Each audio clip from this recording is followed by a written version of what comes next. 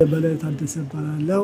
ምርጫ ክልል ተስፋ ብርሃን ምገባ ማዕከል ምርጫው እንግዲህ በሰላም እያካሄዱ ነው። ፍትሃዊ ነው። ምንም ማንም ይሄን ብሎ ያስገድደኝ አላስገድደኝም። የፈለኩትን ምርጫ አልማዝ እባላለሁ።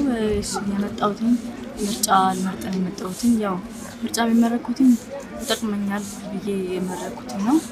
ያው ለሀገራችን ይጠቅመኛል ተብሎ የተመረኩት ምርጫ ቦታ የሚመረኩት የሄድኩት ያው ወረፋም የለም፣ እንክብካቤያቸው በጣም አስደሳች የሆነ ነው።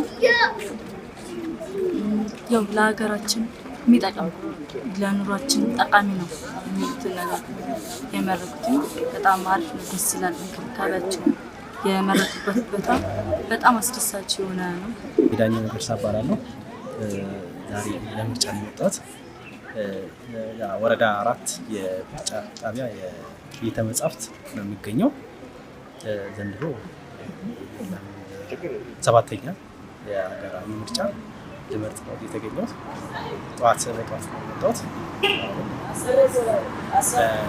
ሰልፍም አልነበረም ብዙ።